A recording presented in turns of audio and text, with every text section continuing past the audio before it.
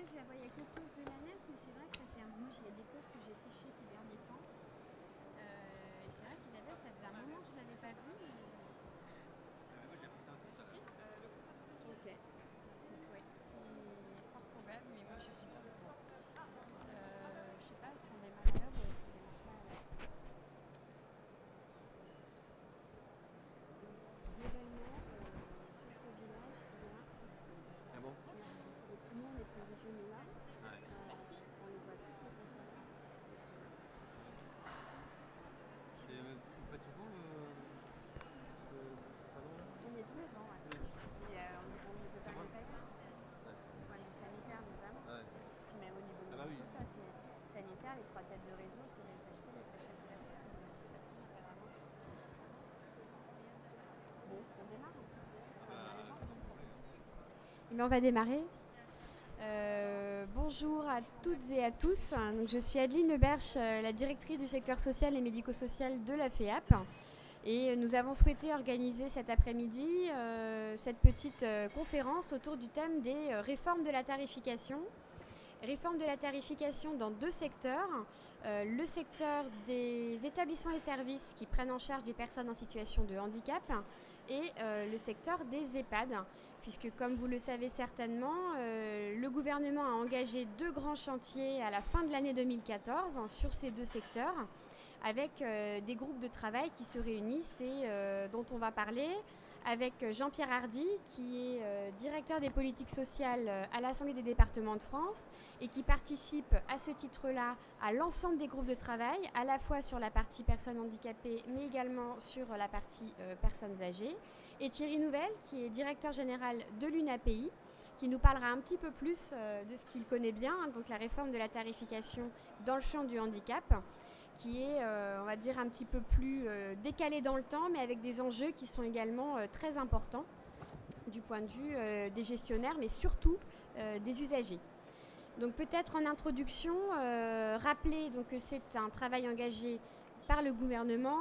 Pour la réforme de la tarification des EHPAD, ce n'est pas un sujet très contemporain, puisqu'il date maintenant de 2009, puisqu'il y avait une première réforme qui avait été envisagée pour les EHPAD, dite de tarification à la ressource, avec un article qui avait été voté dans la loi de financement de la sécurité sociale pour 2009 et qui n'a jamais été mis en application, car le décret qui aurait dû en permettre la mise en œuvre n'a jamais été pris par le gouvernement ou les gouvernements qui se sont succédés depuis cette date. Donc le travail est remis un petit peu aujourd'hui à l'ouvrage dans le cadre de la loi d'adaptation de la société au vieillissement qui initialement intégrait un volet EHPAD quand elle était encore au stade de loi de programmation. Puis le volet EHPAD a disparu, donc le gouvernement a décalé un petit peu les travaux sur ce groupe de travail tarification des EHPAD qui se réunit donc depuis le début du mois de janvier avec l'ensemble des fédérations représentatives du secteur, dont fait partie la FEAP, mais également les administrations, la Direction générale de la cohésion sociale, la Direction de la sécurité sociale, l'Assemblée des départements de France, le département étant un financeur très important des EHPAD, mais également les fédérations et associations d'usagers, comme la FNAPAF par exemple, ou le CNRPA, je crois qu'ils ont changé de nom, mais leur nouveau nom m'échappe.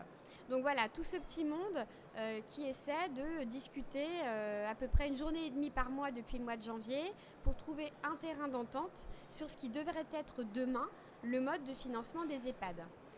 Donc le sujet du reste à charge a été évacué d'emblée, le gouvernement ayant dit de toute façon c'est une réforme qui se fera à coût constant, donc nous n'avons pas d'argent frais à injecter dans la prise en charge de la dépendance. Donc le reste à charge qui pèse sur les résidents, sur les usagers, sur les familles et les départements quand ils payent l'aide sociale, est un sujet qui ne sera pas abordé. Donc c'était la première difficulté qui a été la nôtre. Et ensuite, les travaux se sont très vite orientés et concentrés sur la section soins. Le financement provenant de l'assurance maladie, donc qui finance essentiellement le médecin coordonnateur, les infirmières, les aides-soignantes, les aides médico-psychologiques. Le financement de la dépendance, et Jean-Pierre en parlera bien mieux que moi, est un sujet qui pour le moment n'est pas encore abordé, alors même qu'il est quand même très important puisqu'il y a des partages de financement entre l'assurance maladie et les départements. Mais à ce stade, nous n'avons pas encore réussi à avancer et aucun terrain d'entente n'a été trouvé entre les fédérations, les départements et le gouvernement sur ce qui devrait être demain le nouveau mode de tarification des EHPAD. Les fédérations, et je parle là au nom de la FEAP, restent très attachées à des indicateurs tels que le GMP, le PMP, l'évaluation GIR et le PATHOS. Bon, on essaie de voir si on arrivera à un terrain d'entente ou pas. En tout état de cause, au mois de juin, à la fin du mois de juin, un rapport va être rendu au cabinet ministériel qui présentera différents scénarios et ce sera ensuite au pouvoir politique de décider s'il engage cette réforme et si la décision politique est prise, selon quel schéma et dans quel calendrier. Donc voilà un peu où on en est aujourd'hui sur la partie EHPAD et sur la partie établissement et services pour personnes handicapées. Alors là, le chantier est un peu plus long. En tout cas, il y avait eu un premier rapport qui avait été rendu en 2012 par Agnès Janet et Laurent Vacher qui estimait à peu près les travaux nécessaires pour réformer la tarification de ces établissements et services à 8 ans. Donc là, une mission a été dédiée au niveau national, pilotée par la Direction générale de la cohésion sociale et la directrice de la CNSA. Il y a donc une équipe complète qui est dédiée à ce travail et qui réunit les acteurs, même schéma que pour les EHPAD, les fédérations et organisations d'usagers, de gestionnaires, et ça fait quand même pas mal de personnes autour de la table pour échanger également sur des journées de travail complètes sur le schéma qui devrait être celui de demain.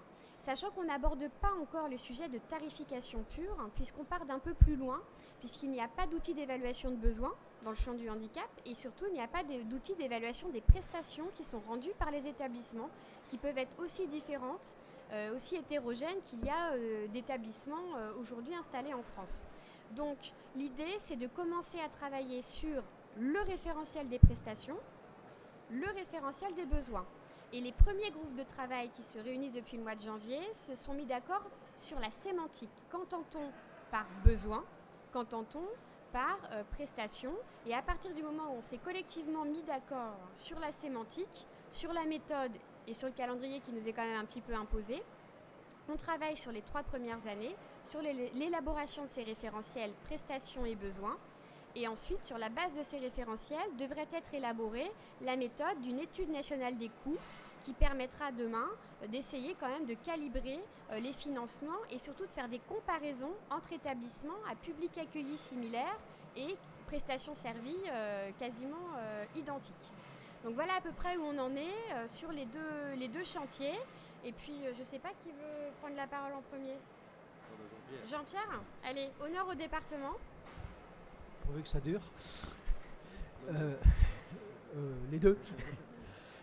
Oui, juste une précision. Effectivement, c'est un chantier pour nous important, puisque de nombreux rapports de la Cour des comptes et des chambres régionales des comptes aussi, qui parfois se doublonnent, puisque c'est parfois des rapports de la Cour des comptes qui sont la synthèse des rapports des chambres régionales des comptes et parfois des rapports de la Cour des comptes un peu ad hoc, ont souligné effectivement qu'en matière de tarification du côté des conseils départementaux, on fera prendre l'habitude de dire département. Même moi, j'ai parfois ma langue fourche et je dis généraux, mais c'est conseils départementaux depuis le.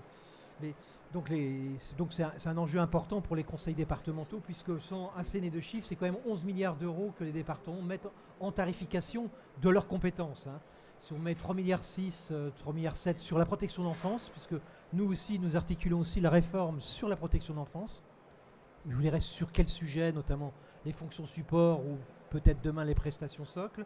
Sur le côté aide sociale à l'hébergement des maisons de retraite et HPAD, bon, c'est un sujet qui n'est pas le plus important, puisque c'est 1,2 milliard de dépenses nettes, et c'est en 1984, lorsqu'on a décentralisé l'aide sociale à l'hébergement des personnes âgées, il y avait 164 000 bénéficiaires. Aujourd'hui, il y en a 110 000.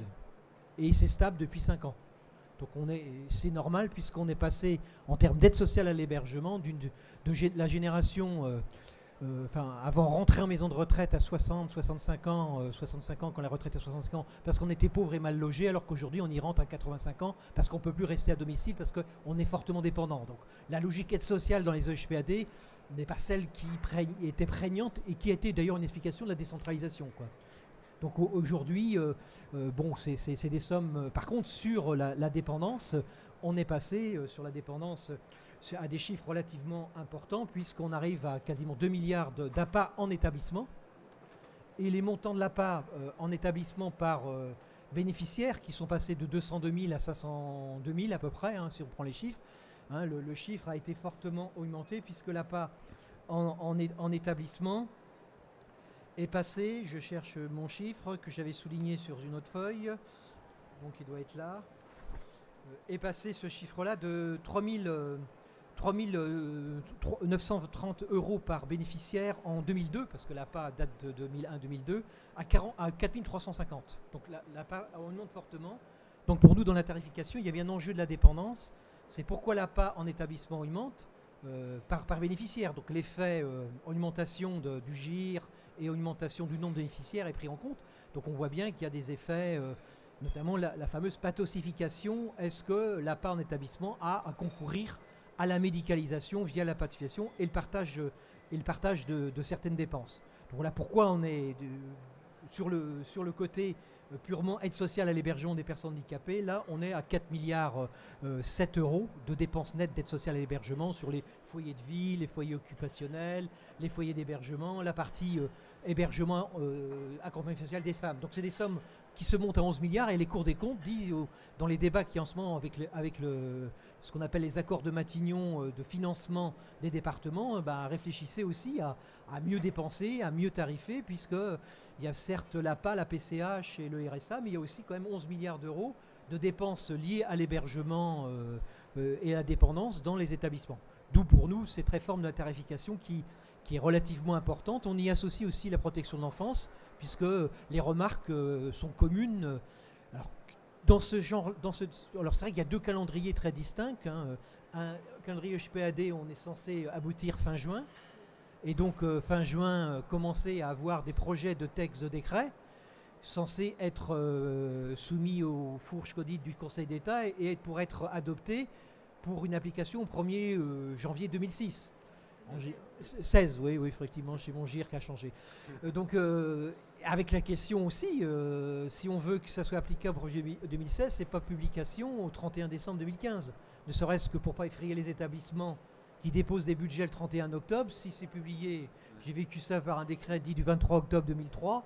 Si on veut semer la panique, même s'il y avait un article qui disait on prolonge de 2 mois suivant la date de publication du décret, la publication, certains effectivement avaient préparé pour être conformes à la réglementation leur budget au 31 octobre 2000 de l'année. Et si 3 jours avant, alors en général il vaut mieux attendre à ce moment-là le lendemain pour éviter les effrois. Donc, et un calendrier sur les personnes handicapées. Donc nous avions réagi parce que c'était rendez-vous dans 10 ans. Si on prenait certains rapports, et à la fois le cabinet même Neuville, on était assez d'accord avec lui en disant attendez, dans 10 ans c'est un peu long. Il faut qu'il y ait des choses qui interviennent avant les 10 ans, au moins, on parle de fin 2017 et 3 ans. Donc au moins on voit l'ensemble de ces réformes de tarification. Nous, dans notre analyse budgétaire, microéconomique, on distingue dans un budget d'établissement ce qu'on appelle les fonctions support. Et ce qui est intéressant dans le travail sur les EHPAD, dans le groupe 3 qui est sur les prestations socles, au moins l'intérêt c'est de dire, dans tous les établissements, il y a qu'ils soient protection de l'enfance, qu'ils soient handicapés, pour dire que c'est établissement, je ne parle pas de service, hein. Il y a des prestations de restauration, des prestations de blanchissage, des prestations d'administration générale, et ces prestations socles, nous on souhaite effectivement pouvoir les déterminer et pouvoir dire dans la tarification des structures de personnes handicapées, comme des structures de protection de l'enfance, on va pouvoir comparer le coût respectif entre établissements de ces prestations socles. Où là, le facteur discriminant n'est pas tant le public accueilli que la capacité d'établissement. Parce qu'on a un problème dans le médico-social, vous le savez, c'est qu'on a, derrière les statistiques DRES, que la DRES vient de me donner, parce que je l'ai demandé, parce qu'on a un petit rapport, un petit contact, et aussi un petit convention. L'ADF ne fait pas des statistiques en plus de l'adresse, déjà elle ne fait pas en plus de l'audace non plus, mais on a accès à l'information, parce que sinon on va avoir tendance pour nos propres besoins de lancer des enquêtes un peu à la va-vite et en général mal faites, puisque on a 3 réponses, on divise par 100, on multiplie, donc on fait la règle de 3, et bon, personne n'est là pour dire que c'est faux, donc on a 44 500 établissements aujourd'hui, en mai, 15 mai 2015 avril, quoi. Et 900 000 places. Donc on voit bien que le vrai problème du médico-social, c'est le public accueilli, mais aussi la diversité d'établissements, parce qu'on est établissement à plus de 3 places. Sinon on est accueil familial. Donc on a des établissements médico-sociaux qui vont de 3 à 600 places. Donc on ne peut pas comparer la fonction encadrement, la fonction administration générale d'un HPAD ou d'un foyer d'hébergement, pour rester aussi sur des sujets communs, ou d'un foyer de vie qui a 20 places, d'un foyer de vie qui en a 80, même si c'est des unités de vie qui évitent que ce n'est pas 80, on a quand même cassé les dortoirs dans les années 70 et 80. Quoi.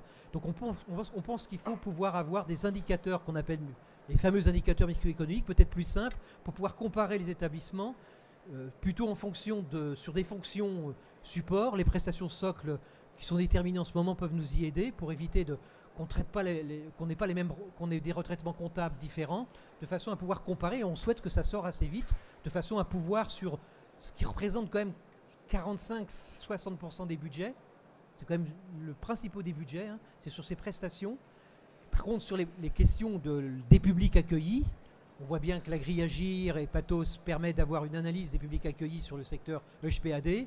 Ça sera sans doute le grand problème ou le grand défi dans le secteur du handicap, c'est d'avoir une grille type ISO ressources, MAP, si c'est adaptable, le SMAF québécois, si c'est piqué quand on a été chercher les DRG américaines dans le secteur sanitaire, ou est-ce que c'est possible ou pas? Est-ce qu'on peut faire les mêmes outils d'ailleurs pour le secteur enfance? On a des jeunes en devenir qui peuvent être en situation d'handicap ou de déficience légère, mais pour lequel il faut mettre des moyens pour qu'ils soient le plus autonomes, que des handicapés vieillissants, où là on pourrait même penser que les grilles Agir et même Pathos pourraient être pertinents. Donc on voit bien qu'on a deux parties du budget. Donc dans la tarification, nous on souhaite, pour se résumer, qu'on avance très vite sur la partie les fonctions support, et que ça devienne un tronc commun à tous les établissements socio-médico-sociaux, et sur les parties accompagnement à la vie quotidienne, soins, cure ou care, etc. Là, on a besoin d'outils qu'on n'a pas, notamment dans le secteur du handicap, et qu'on n'aura pas, parce que je parlais de dans le secteur de la protection d'enfance. Le jour où quelqu'un osera dire qu'un gamin qui est en établissement parce qu'il a fait un vol à arracher, ça vaut 1000 points, et pour celui qui était pickpocket, ça vaut 800 points. En termes de lourdeur de prise en charge, là, lorsqu'il n'y a pas d'étiologie organique, mais que des facteurs socio-environnementaux, bon, là, on raisonnera bêtement avec des coûts-places, des effets de poids mort, etc. Voilà un peu notre position EDF, c'est avancer sur toutes les réformes de la tarification. Il y a un enjeu pour nous de maîtrise de la dépense. Et pour terminer, je suis peut-être un peu long, c'est-à-dire que dans quel contexte on le fait? Est-ce qu'on fait une tarification dans le contexte actuel de 44 000 établissements un peu en randonnion, où la MEX, Maison d'enfants sociale, ne parle pas à l'ITEP, alors que c'est l'ITEP qui envoie ses gamins le week-end et pendant les vacances à la MEX, ou est-ce qu'on raisonne, à ce moment-là, c'est notre optique, dans une logique de CEPOM, avec que j'appelle 5P, donc parcours, pluriannualité, pluri-établissement, plurifinanceur, plateforme de services, où là, effectivement, c'est pas la même chose. Est-ce qu'on fait la réforme qu'on aurait dû faire il y a 10 ans, ou est-ce qu'on fait la réforme qu'il faut faire dans 5 ans? C'est-à-dire raisonner sur la notion de parcours, de territoire, d'adaptation des réponses. Et ça, c'est un enjeu, parce que j'ai parfois l'impression dans le groupe du handicap qu'on est en train de faire la réforme qu'il aurait dû faire il y a 10 ans. Alors qu'il faut peut-être faire la réforme qu'il faut faire dans des logiques d'aujourd'hui et à plus fort demain, qui est la logique territoire, parcours, diversification des réponses.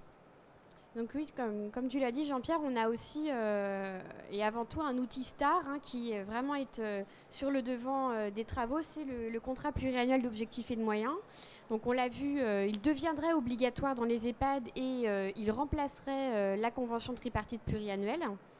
Donc maintenant, on est tous d'accord sur l'idée. Après, c'est plutôt sur le contenu qu'on n'arrive pas forcément à se mettre d'accord et la manière dont ça va fonctionner en pluriannuel, mais on y reviendra peut-être.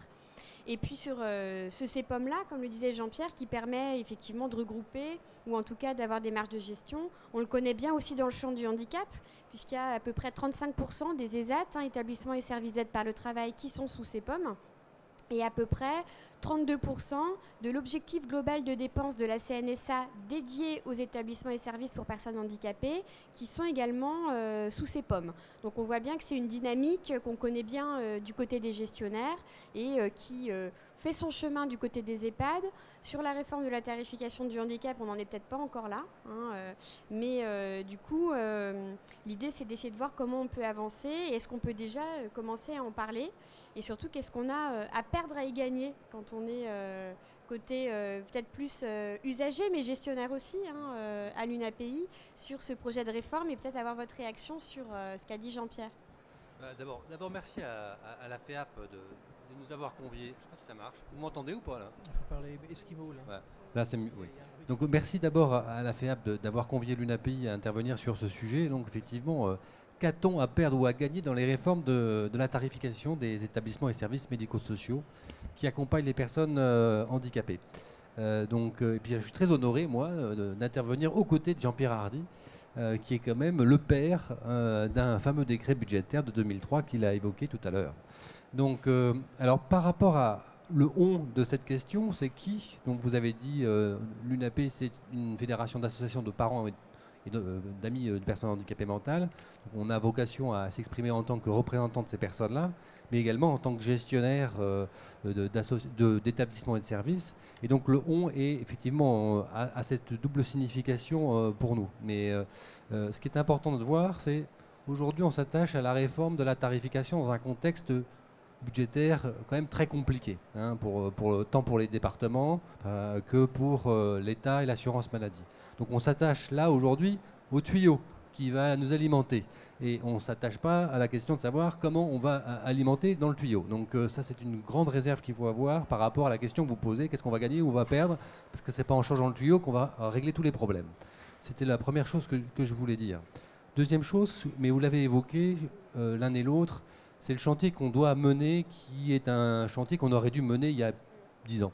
Donc il faut le faire quand même si ce n'est pas forcément très visionnaire, c'est quand même de s'attacher à la question de l'évaluation des besoins. Qu'est-ce que l'on finance et qu'est-ce que l'on fait pour répondre aux besoins de ces personnes? Et là, ce travail-là, il n'a pas été fait. Et il y a eu différentes tentatives, plus ou moins réussies, dans le secteur du handicap et ailleurs. Il y a des échecs manifestes sur les ESAT, par exemple. La réforme de la tarification des ESAT n'a pas été une réforme, ça a été la fixation de tarifs plafonds. C'est tout ce qu'il ne faut pas faire. Et donc, c'est effectivement, en réformant le système de la tarification, on va corriger toutes ces scories qui sont d'une aberration mais monstrueuse. Et à la fois, la question de la tarification au prix de journée, qui ne signifie plus rien, en tout cas par rapport à la réalité des besoins, par rapport à la notion de parcours. La question même, je dirais, de l'insuffisance de niveau de financement ou du trop grand financement, c'est-à-dire que les disparités de financement d'un établissement à un autre, c'est une aberration du point de vue des usagers, parce que vous êtes dans un établissement qui a beaucoup de moyens, vous avez une réponse qui n'est pas la même que dans un autre établissement. Donc là, il y a cette construction historique des coûts. Elle pose beaucoup de problèmes au regard ne serait-ce que de l'égalité de traitement des personnes handicapées dans les établissements. Donc ça, franchement, c'est tout ce qu'on veut gagner. En tout cas, les usagers ont à gagner dans une réforme de la tarification. C'est vraiment tenir compte de ces besoins.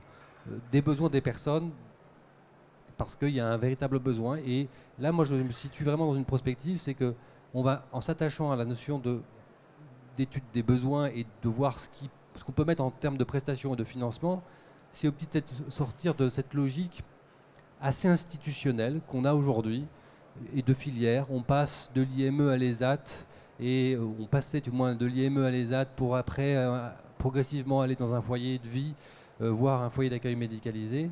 Là, on va rendre possible la notion de couplage, d'intervention en milieu ordinaire, et pas que par l'intervention d'un CESAD, mais vraiment le financement de structures de milieu ordinaire. Moi, je pense que l'avenir, il est là, c'est de pouvoir financer le milieu ordinaire pour pouvoir arriver à répondre aux besoins. Ce qui ne veut pas dire que l'ensemble des établissements et des services sont amenés à disparaître, mais ils vont devoir profondément modifier leur manière d'intervention. Ça, c'est fondamental dans la réforme. La réforme de la tarification, c'est, je dirais, qu'un outil au service d'un projet. Et donc là, il y a un chantier aussi qui a été mené, c'est quelle vision on a des établissements et des services dans l'avenir. Et cette réforme-là, elle est importante, en tout cas pour les personnes handicapées. C'est qu'est-ce qu'on veut leur apporter comme solution dans un approche à venir. Et la réforme de la tarification doit accompagner ce mouvement et doit être un élément facilitateur. Donc moi, je m'inscris vraiment dans ce que vous venez de dire, Jean-Pierre, sur l'idée qu'il faut que notre réforme de la tarification, et ça va être compliqué, ça va être long, mais je pense qu'il faut, de toute façon, honnêtement, il faut prendre ce temps. Il faut prendre le temps de poser ces outils de réflexion, même s'il ne faut peut-être pas 10 ans, mais il faut prendre le temps parce que on va construire véritablement quelque chose qui aura du sens pour les personnes. Si on fait une réforme de la tarification calquée sur les modèles qui existent, et je pense notamment au secteur des personnes âgées, ou même de celui du sanitaire, je pense qu'on va prendre encore un train de retard. Et ça, c'est le problème du secteur du handicap, c'est qu'il vient toujours après les révolutions ou les évolutions du secteur sanitaire, du secteur des personnes âgées, et après il se cale derrière pour reprendre les mêmes tuyaux, excusez-moi l'expression. Et donc, c'est ce qu'on attend, nous, en tout cas, de cette réforme de la tarification, qui, sur le plan méthodologique, Adeline Leberch l'a bien présenté, présente trois grands volets, permet, si on y arrive, hein, et je veux bien si on y arrive, la question est essentielle, si on arrive à s'entendre sur quels sont les besoins qui sont à prendre en compte et qui modulent la tarification d'un établissement ou d'un service, et ben on aura tout gagné. Parce que là, franchement, on pourra faire évoluer nos palettes de réponses, et le CEPOM, couplé à la logique de CEPOM, de CEPOMisation des établissements et services, permettra une plus grande fluidité des parcours. Ça, j'en suis convaincu. Il y a énormément de chantiers parce que le problème, c'est qu'on a une hétérogénéité des besoins. Il y a enfance, adulte, mais il y a aussi différentes pathologies dans le handicap. La question du handicap mental ne se traite pas du tout de la même façon que le handicap psychique ou d'autres handicaps sensoriels. Donc là, il y a aussi une grande diversité. On met sous le mot handicap, on a l'impression de mettre tout le monde sous une même bannière. Il y a des points communs, il y a des points de divergence très importants, enfin de différence en tout cas, pas forcément de divergence, très importante. Et donc là, c'est un chantier important, lourd. Pour une fois, au moins, on a une équipe dédiée sur un certain nombre d'années pour mener à bien ces travaux. Et donc ça, c'est au moins, on a quelques facteurs clés de réussite. C'est pas pour autant qu'on va y réussir. Il faudra qu'il y ait une volonté politique d'aller au bout.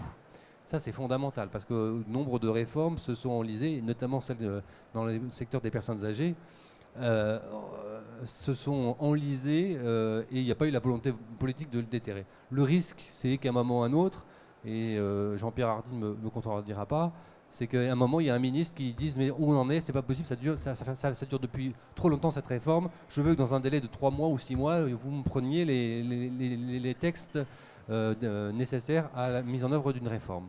Donc ça, c'est le danger. Donc là, on en est préservé, en tout cas dans les déclarations d'aujourd'hui. On a un délai de 2-3 ans pour mener un certain nombre de travaux très structurants pour le secteur. Alors j'ai confiance, ça va être compliqué, ça va être long. Il y a un moment, il y aura des arbitrages à faire. On ne sera pas tous d'accord. Mais en tout cas, je pense qu'on est dans la bonne voie pour réussir. Franchement, c'est la première fois que, moi je vous dis ça, dans le secteur du handicap, qu'on a une mission dédiée à une réforme qui dépasse la question de la tarification, qui a aussi une dimension un peu plus prospective. Moi je suis moins pessimiste que Jean-Pierre Hardy sur le sujet. On n'est pas en train de faire une réforme qu'on aurait dû faire il y a 10 ans. On l'a fait, mais on ne fait pas que ça. Enfin, en tout cas, ce n'est pas l'objectif dans lequel on s'inscrit. Merci. Nous aussi, à la FEAP, on est convaincus qu'il faut y aller. C'est bien pour ça qu'on accompagne ces réformes et qu'on les soutient. Maintenant, c'est vrai qu'on n'est pas effectivement sur les mêmes timings et avec des enjeux quand même qu'on voit un peu plus difficiles et prégnants sur le champ des EHPAD, puisque ce que nous présente en tout cas le gouvernement dans les différents groupes de travail, ce sont des projections financières, notamment sur l'assurance maladie, sur le poids dans les finances publiques de la lourdeur de la dépendance et du besoin en soins des personnes âgées qui demain vont entrer dans les établissements. Donc c'est vrai que d'emblée, dès qu'on entre en réunion, on nous présente les choses sous l'angle de la contrainte budgétaire, de la contrainte économique. Il faut faire avec, et comment on fait avec, là où effectivement la dépendance augmente et le besoin en soins augmente également. Les gens entrant plus âgés, mais également plus malades. Ça, c'est les données qui nous sont aussi rapportées par la CNSA qui, tous les ans, fait un bilan de toutes les informations qu'elle collecte auprès des EHPAD sur le besoin en soins des personnes. Les personnes entrent en moyenne avec 8 états pathologiques, ça a augmenté, c'est 8 maladies. avec un niveau de dépendance qui augmente beaucoup. Et paradoxalement, on pensait que c'était le besoin en soins qui augmentait plus vite que la dépendance. Et en fait, ça n'est pas le cas. Dans l'équation tarifaire qui finance le soin, le poids du GMP est devenu beaucoup plus important que celui du PMP, avec des évolutions beaucoup plus importantes. Et effectivement, aujourd'hui, la question, c'est de savoir comment on gère, économiquement parlant, une évolution du niveau de dépendance des personnes. Et donc, je ne sais pas si, Jean-Pierre, toi, tu as des échanges un peu plus nourris avec l'administration sur ces sujets-là. Vous avez un groupe de travail dédié, interadministratif, auquel nous, les fédérations, nous n'avons pas accès, mais bien évidemment, nos oreilles traînent partout, donc on a quand même quelques petites informations. Mais comment les choses évoluent, et est-ce que vous, les départements, vous vous sentez perdants ou gagnants aujourd'hui dans les débats que vous avez avec le gouvernement ? Effectivement, je ne trahirai pas le secret d'un groupe, parce que j'ai juré de ne pas le faire, donc non, on n'a pas juré en entrant, etc. Donc je pense qu'on rentre quand même, il faut voir qu'on est dans une logique, à mon avis, de réforme. Je pense qu'il faut l'inscrire dans les logiques de CEPOM qui permettent non seulement de réformer la tarification, mais aussi de permettre d'adapter l'offre dans une logique de parcours en permanence, quoi. On ne peut plus continuer à avoir des établissements en randonnion et avec si on veut vraiment donner le CEPOM 5P, il faut aussi que, j'insiste là-dessus, que ça soit un CEPOM pas uniquement sur les aspects financiers et budgétaires, mais qui permettent la recomposition de l'offre, alors pas permanente, et bien évidemment, on ne remplace pas des places d'IME en CESA dans 3 jours, on ne remplace pas des places de foyer, éventuellement d'hébergement en résidence sociale, débat qu'on devra avoir aussi, parce qu'on nous promet beaucoup de groupes de travail. C'est-à-dire que, vu les amendements EDF, on nous renvoie sur un groupe de travail, notamment ce qu'on appelle la PCH mutualisée sur l'habitat regroupé solidaire. Il faut diversifier la palette de réponses. Mais sur les aspects financiers, puisque c'était quand même la question, on rentre dans un domaine effectivement de financement contraint, quoi. Donc on passe de ce qu'on appelle une tarification dite à la dépense historique, autorisée. On a autorisé des organigrammes, des cartes de poste d'orthophonistes, des 5e de je ne sais pas trop quoi, et revalorisé assez automatiquement, tant que la période est faste et tant que à ce qu'on appelle une tarification à la ressource, et on devrait ajouter à la ressource disponible, et pas à la ressource chez qui en folie. Donc c'est dans ce cadre-là, effectivement, qu'on est dans une allocation de ressources plus équitable. Donc les départements, on leur demande d'ailleurs, on leur dit on veut bien vous aider, mais aidez-vous vous-même.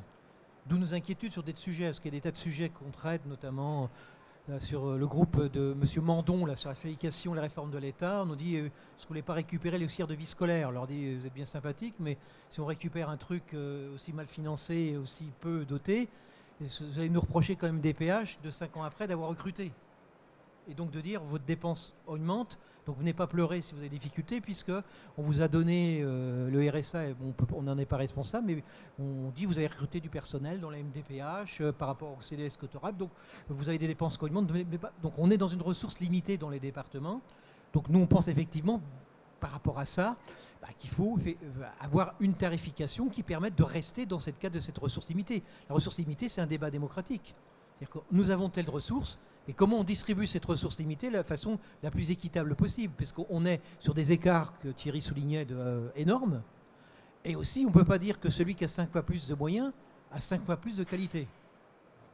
Donc il n'y a pas. S'il y avait un lien mécanique, on pourrait dire il suffit de se battre les uns les autres. On voit bien que c'est pas automatique. Donc sur notamment l'APA en établissement, on pense effectivement qu'il faudra bien. On est dans des enveloppes limitatives. Donc après c'est un débat, soit dans chaque CEPOM, soit au niveau du département. Quelles ressources on accorde pour un mieux-être de nos aînés. Si on décide d'y mettre plus, on y mettra plus. On l'a fait sur d'autres sujets. Je voudrais semer de chiffres, notamment sur le secteur du handicap. Les coûts ont été multipliés par 7 à la place. Hein. Pas 7, pour nous dire à l'avant, il y avait 53 000 places, maintenant il y en a 130 000. Donc on est plutôt, depuis 20-30 ans, sur une augmentation très forte des coûts-places.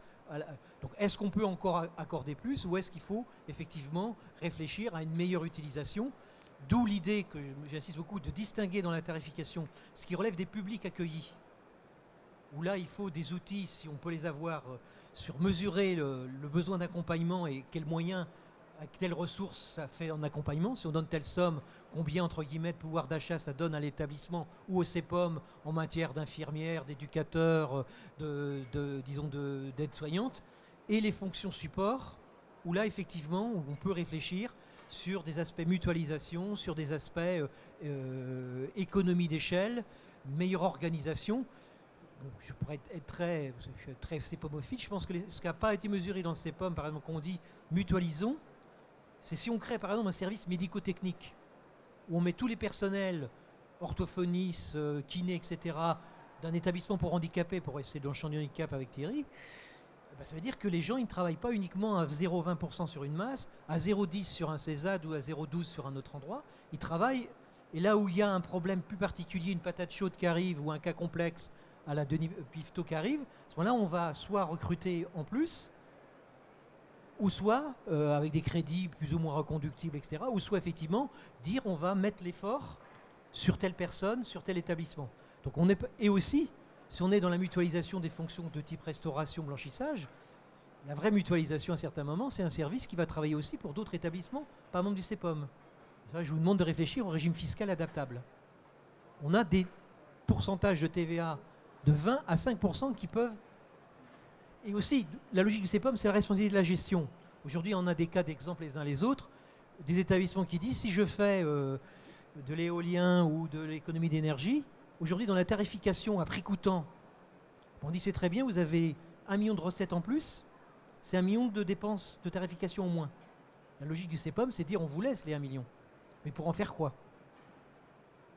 Est-ce que c'est pour augmenter le train de vie ou disons, la puissance relative du directeur avec secrétariat? Ou est-ce que c'est si c'est de la recette pérenne, donc le CEPOM va au-delà de simplement additionner des budgets. Et là-dessus, très franchement, parce que j'ai pas langue de bois, le secteur médico-social a cette chance de ne pas avoir connu, comme l'a connu le secteur sanitaire, une période des années importantes de restrictions budgétaires, quoi.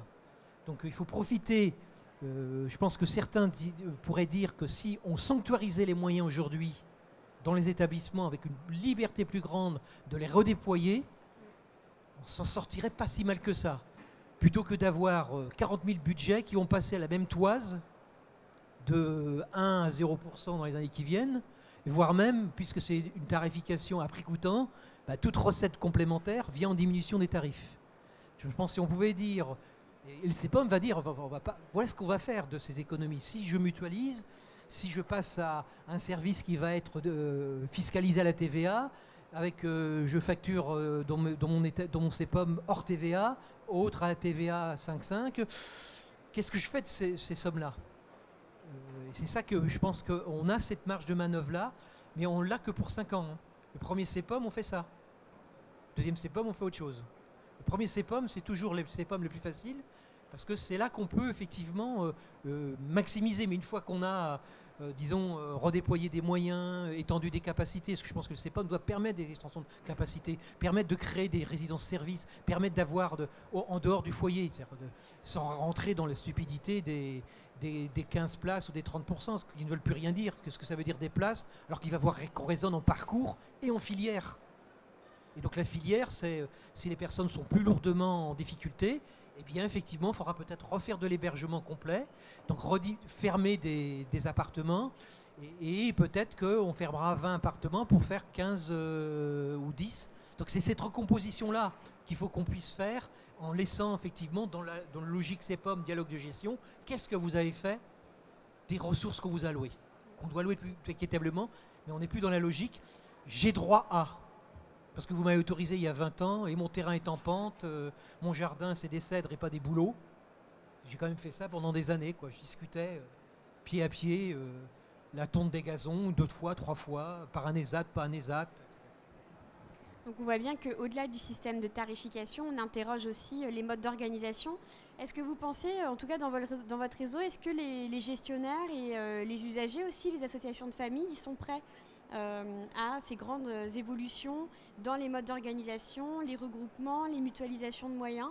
Ou est-ce que quelque part on a encore un peu de chemin à faire et de force de persuasion à avoir les uns et les autres?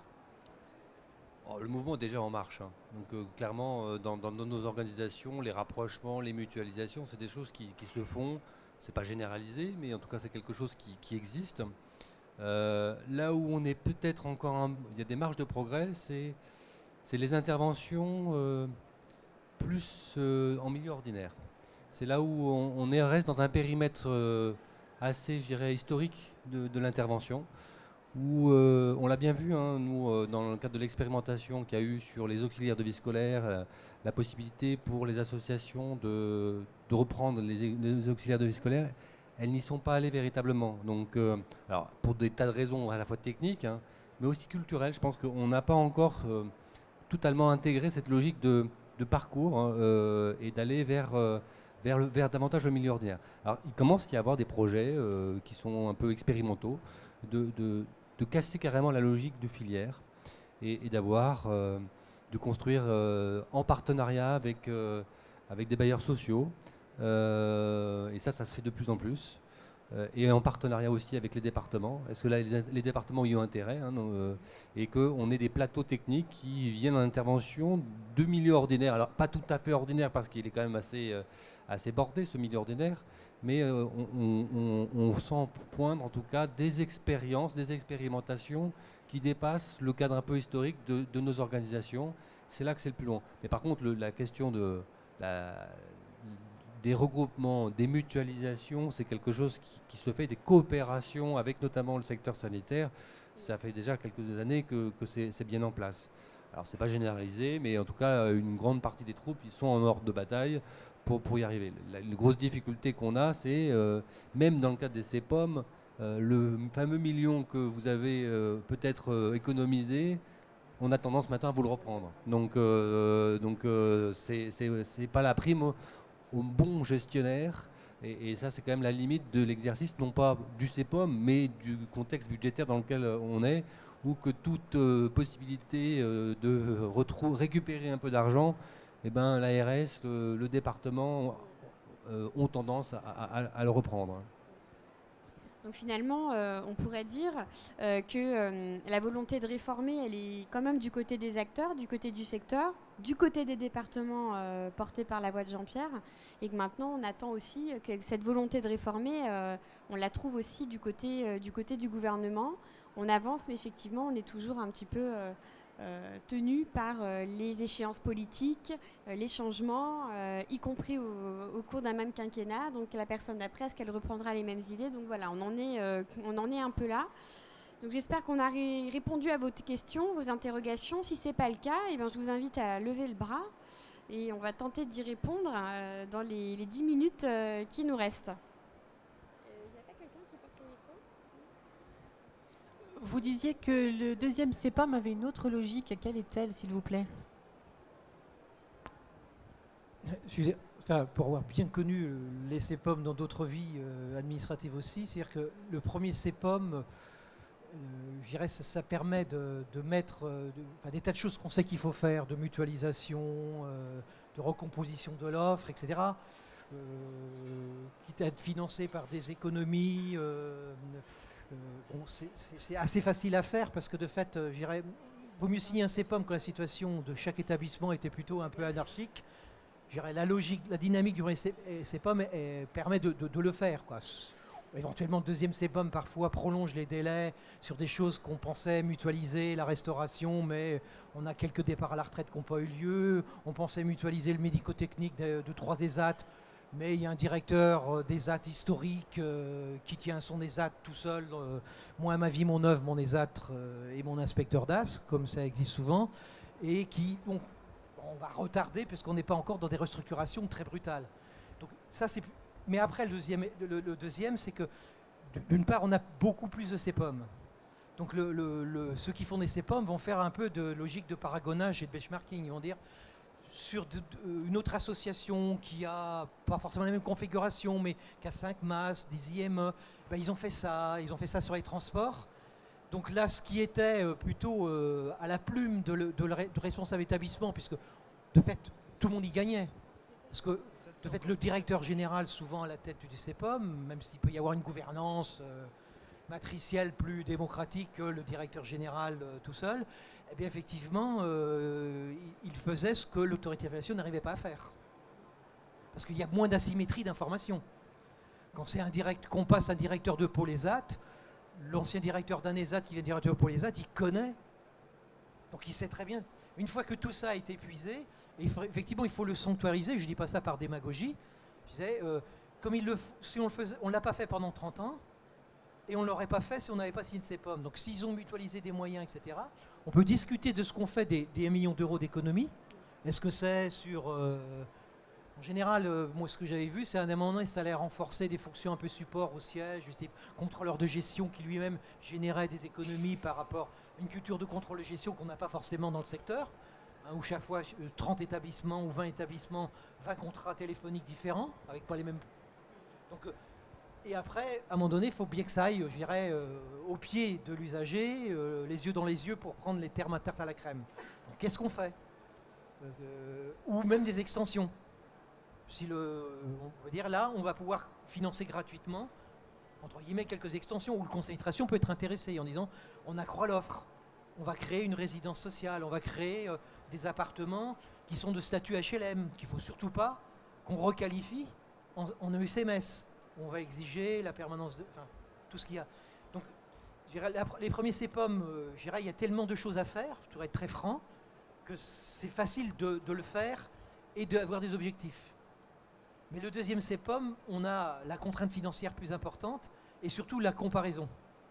Pour prendre un exemple sur les EHPAD, aujourd'hui, les premiers CEPOM, on pouvait dire vous avez tant de ressources au titre du soin avec le GMP et le PMP, plafond, pas plafond, parce que il y a des CEPOM qui ont été signés, je pense, ouvertement à 90% du plafond. Je pense à la mutualité qui était dans une autre réunion qui le disait, la mutualité de l'Ardèche. Voilà la valeur du point que retient le département et on vous laisse tarif aide sociale, voilà ceux qui sont, tarifs plus libres sur les non-aides sociales, mais on contrôle ce que j'appelle par la CAF, quoi. Vous êtes associatif ou public, vous n'avez pas la possibilité de dégager des dividendes, mais simplement qu'est-ce qu'on va faire de cet autofinancement? On amortit plus court, donc on peut peut-être réduire ou monter le reste à charge. On peut éviter des emprunts, et c'est là qu'on touche au reste à charge, en disant dégager du résultat sur les non-aides sociales, mais avec ça, on va pouvoir peut-être éviter des emprunts et donc peut-être réduire le reste à charge ou avoir des modes d'amortissement différents qui permettent effectivement des tas de techniques. Et ça, c'est faisable. Et le deuxième CEPOM, on va comparer. On va dire, mais pourquoi? Enfin, je voulais prendre l'exemple d'un EHPAD. Un EHPAD de 60 places, même si c'est des multiples de 12 qui sont préférables, qui a le même GMP et le même pathos, aura à peu près la même ressource sur la dépendance et le soin. L'hébergement, c'est un peu plus compliqué parce qu'il y a le terrain, il y a l'histoire du patrimoine. On a mis ça parfois dans des endroits impossibles et on s'en mord les doigts. Nos amis les pompiers du Conseil général parfois nous font de mauvaises surprises, donc, y compris au Conseil généraux, en ayant des exigences qui ont des...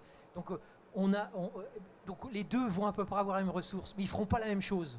Entre ceux qui choisiront d'avoir des infirmières libérales, d'autres des infirmières salariés, d'autres qui diront je préfère avoir... Si on laisse une liberté avec la ressource, je recrute un psychologue, mais je ne me bats pas pour qu'il soit sur l'hébergement ou la dépendance. Je le prends sur le soin, parce que je pense que le psychologue va motiver les équipes, il y aura moins d'absentéisme. Je crée un pool de remplacement. Et c'est après, effectivement, que l'autorité va dire mais les autres, ils font avec la même somme, pas pareil que vous. Et donc, d'où le débat, c'est pas, mais est-ce qu'on va vers la standardisation?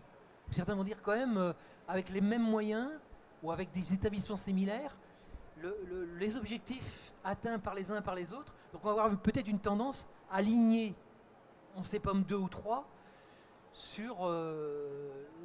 est-ce que c'est un standard? On en est encore loin.